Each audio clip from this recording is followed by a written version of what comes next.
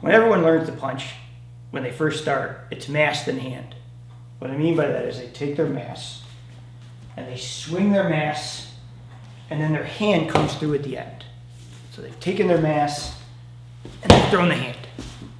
It can be very powerful. It's very good if you're really big and strong, but it's not advanced, and it's not great if you're not as big.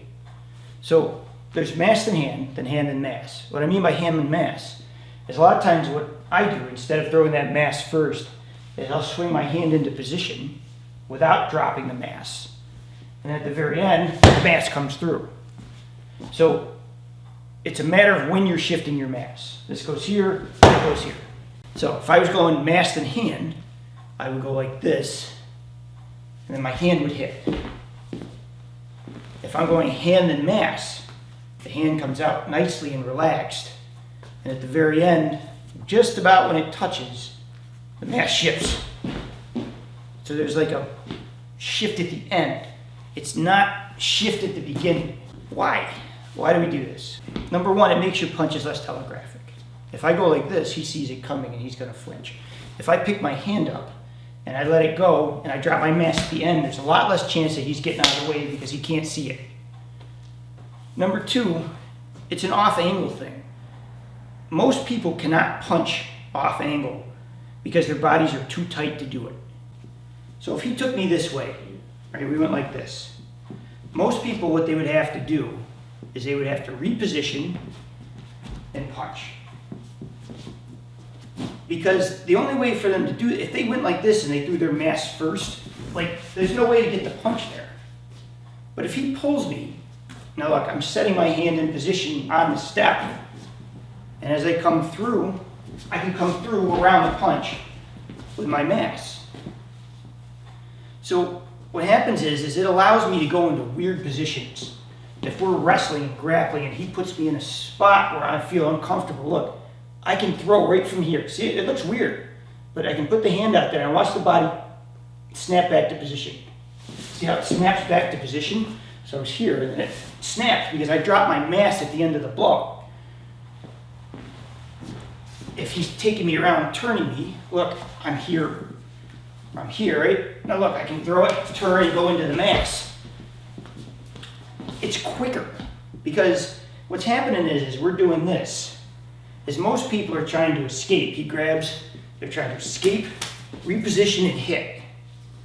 What I'm doing is I'm rocking on the boat and I'm looking how to shift my mass on the move. So as he puts me into a position that allows me to move, I come to a position, all of a sudden I open up and my mass is on it. So I'm throwing in the escape, not after the escape. So if I'm here and he starts to twist me, look, I'm already in the motion to hit him. Say, look, here comes the escape. Everyone knows this, I would hope, right? Like that. Here's the escape, and here it comes, and here comes the blow. As opposed to, here comes the escape, here comes the blow, which takes a lot longer. The secret to this is you have to have good balance and footwork. You have to understand how to load the hips so that when you come into something, as you drift, you have to be able to transfer the weight across the hips. So if you come into a funny position and you want to throw it, you position yourself and then you snap out of it. But the key to this is, watch, when I get to here, everything has to realign back to where you're in a normal type punch. If you just throw it mid-flight, it's like you're having a spasm. It's not what you want. You know, if I was watching someone throw something, you'll see this a lot. You'll see people come up, and then you'll see like that swing, right? There's a balance point there where they go to throw, and they maintain, they let the ball go, and then the body follows through and they regain balance. If you're doing this like this, it's the same thing. You want to bring it to a point, feel how it hits that point of balance, and then explode through it and straighten back up. So if I come to a funny spot, right, and I'm here, and I want to throw this, watch. So if you don't think this can be done, and you don't think you could feel how to throw that weight here, I'm telling you, once you understand how to move into these positions to get the hand into position where you can come through with it. And you notice when I finish, I'm in good position, in good posture, and I have good hips. But imagine trying to do this if I was like this and I tried to hip punch it. I couldn't even do it, I hurt myself. It would be like all over the place. So make sure when you do this, you get to a position where it's awkward. Put yourself in a weird spot. Start placing the hand. Just let it swing, like comfortable, right? And when you first learn it, just let it swing and go through. Let's swing and go through. Eventually, as you get better with it, you let it swing, go through, take that shot to it. And you explode to the target at the end. But you should be able to hit virtually on all angles. And I know I'm going to hear this. That's not structurally sound. Yeah, I know.